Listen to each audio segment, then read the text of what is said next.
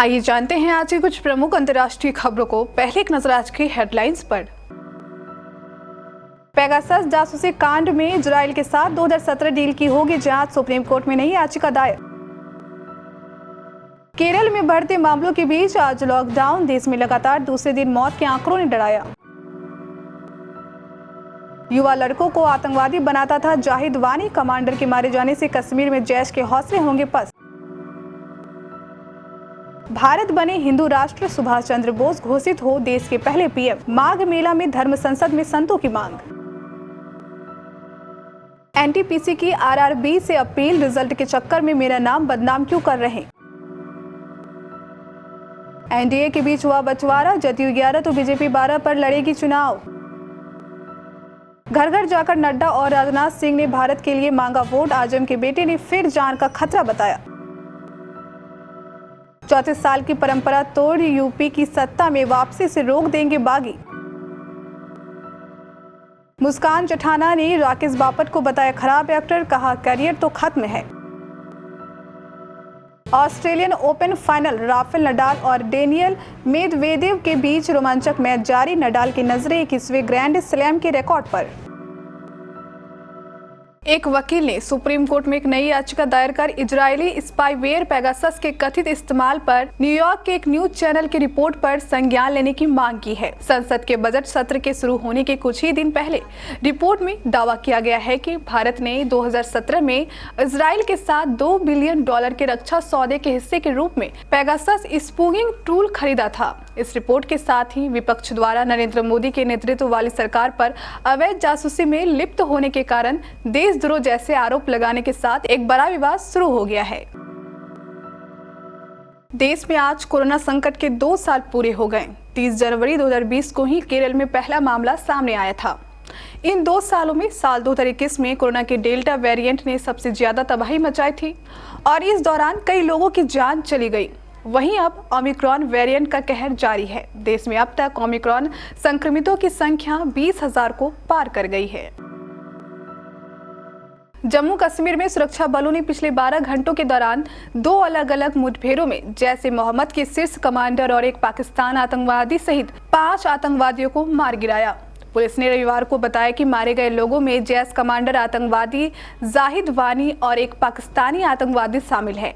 यह हमारे लिए बड़ी सफलता है। लेफ्टिनेंट जनरल देवेंद्र प्रताप पांडे के नेतृत्व में जम्मू और कश्मीर पुलिस और एक्सवी कॉर्प्स या चिनार कॉर्प्स के सहयोग से यह ऑपरेशन सफल हुआ। इतना ही नहीं, इस ऑपरेशन में जाहिद वानी के मारे जाने से कश्मीर में सक्रिय जैश मोहम्मद के आतंकियों के हौसले पस्त होने की संभावनाएं हैं। माघ मेले में धर्म संसद में संतों ने मांग की है कि भारत को हिंदू राष्ट्र घोषित किया जाए, साथ ही सुभाष चंद्र बोस को देश का पहला प्रधानमंत्री घोषित किया जाए, धर्म परिवर्तन के लिए मौत की सजा दी जाए और इसे देशद्रोह के रूप में माना जाना चाहिए। प्रयागराज में चल रहे माघ मेले में धर्म संसद में संतों ने मांग की है कि भारत को हिंदू राष्ट्र घोषित किया जाए, साथ ही सुभाष चंद्र बोस को देश का पहला प्रधानमंत्री घोषित किया जाए, धर्म परिवर्तन के लिए मौत की सजा दी जाए और इसे देशद्रोह के रूप में माना जाना चाहिए। रेलवे भर्ती बोर्ड की एनटीपीसी परीक्षा को लेकर हाल में भारी बवाल हुआ था। इस परीक्षा के पैटर्न में बदलाव और रिजल्ट में धांधली का आरोप लगाते हुए उम्मीदवारों ने बिहार और यूपी में प्रदर्शन किया। कई स्थानों पर यह हिंसक हो गया था और रेलवे की संपत्ति को भारी नुकसान पहुंचा। लेकिन रेलवे और छात्रों की इस लड़ाई का खामियाजा नेशनल थर्मल पावर कॉर्पोरेशन यानी एनटीपीसी को भुगतना पड़ रहा है। एनटीपीसी लिमिटेड देश की सबसे बड़ी बिजली उत्पादक कंपनी है, लेकिन रेलवे भर्ती बोर्ड की नॉन टेक्निकल पॉपुलर कैटेगरीज परीक्षा के कारण उसे बदनामी झेलनी पड़ रही है। एनटीपीसी लिमिटेड ने रेलवे को एक पत्र लिखकर इस परीक्षा का नाम बदलने की अपील की है ताकि भविष्य में इस तरह का कोई भ्रम ना हो। समान नाम होने के कारण सोशल मीडिया यूजर्स और आम लोगों में यह गलतफहमी है कि यह परीक्षा एनटीपीसी से जुड़ी है। बिहार विधान परिषद के स्थानीय निकाय कोटे की 24 सीटों के लिए होने वाले चुनाव में भाजपा जदयू के बीच सीटों का बंटवारा हो गया है।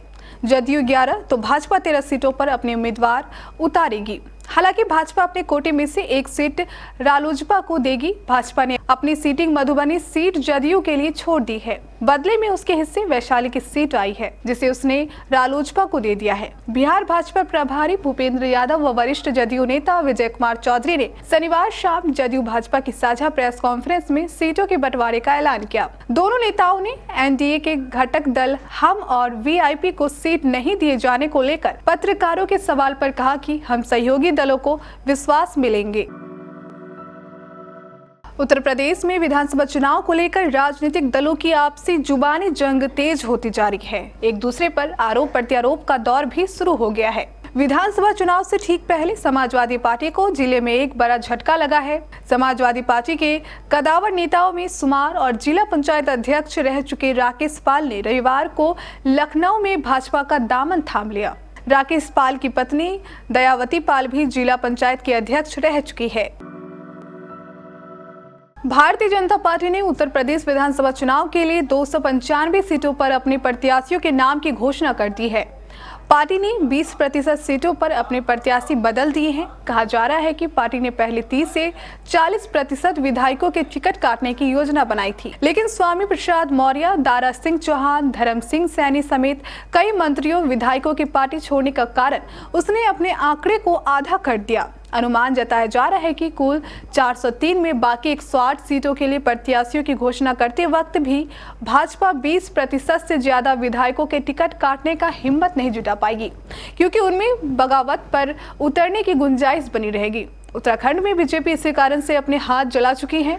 उसे वहां अपने कई विधायकों को बगावती होने से रोकने के लिए पसीना बहाना पड़ा, जबकि कुछ ने तो तमाम कोशिशों के बावजूद अलग राह पकड़ ली। ऐसे में सवाल उठता है कि क्या उत्तर प्रदेश में भी बागी बीजेपी को दोबारा सत्ता दिलाने की राह में रोड़ा साबित हो सकती है।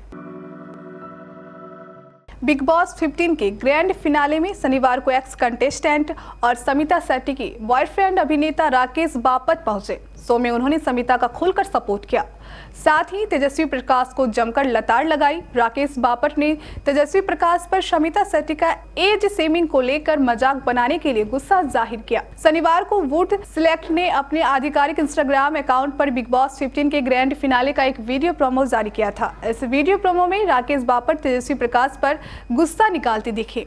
उन्होंने तेजस्वी प्रकाश से कहा कि जब उन्होंने समिता शेट्टी के एज शेमिंग का मजाक बनाया था तो उन्हें काफी गुस्सा आया है। राकेश ने कहा कि वह अंदर से जल गए थे और टीवी तोड़ना चाहते थे।